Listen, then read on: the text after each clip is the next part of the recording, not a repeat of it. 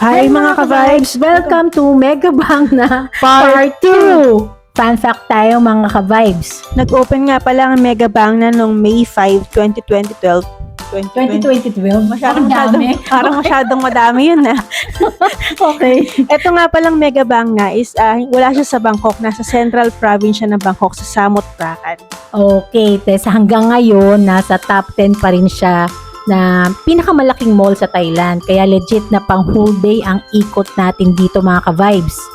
May mga malls nga pala dito sa Thailand sa Mega Bang na nawala sa atin sa Pinas. Katulad ng Marimekko, yun yung Finnish brand na, ano ba yan, mga bold prints yan at super aesthetic ang designs. Tsaka meron din tayong Gentlewoman. Yes, sikat na sikat yan dito. And meron din tayong Carnival. Yun yung streetwear shop na solid ang sneakers selection. Perfect yan pang hype day at saka mga pang hype beast vibes. Tsaka yung mga book lovers dyan, meron tayong Asia Books. Pinasok namin ni Honey yan. Oo, bumili ko ng libro dyan. Kaya eto, tingnan nyo yung librong binili ko.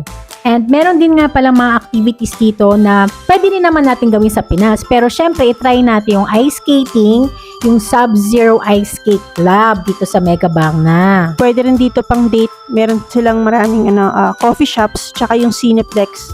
O yun, try nyo rin manood ng sine. Hindi yung puro kain lang kayo. Nood-nood din. Honestly, Mega Bang na is not just a mall. Parang mini city na siya. May shopping, food trip. Ay, yung food trip nga pala. Meron dyan, yung parang percentage or percent Arabica. I-try ninyo yan. Minimalist cafe vibes ang meron dyan. Ang ganda talaga sa loob. Tapos yung After You, yan yung famous for Shibuya Honey Toast. Must try yan talaga. Oo, meron ding skating, malaking sinihan, at pwede kayo mag-coffee hopping.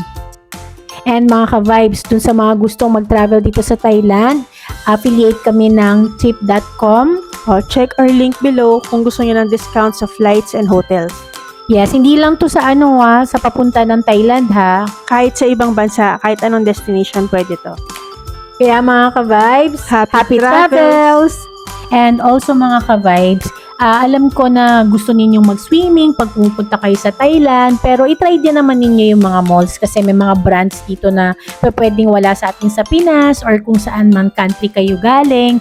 And for sure, mas mura dito kasi iba talaga dito sa Thailand, sobrang mura lang. Meron pa tayong part 3 sa ayaw at sa gusto nyo. So, thank you sa support ninyo sa panonood dito sa vlog namin. And please like and subscribe. Thank you for watching. Thank you for watching talaga. Maraming salamat. Ingat!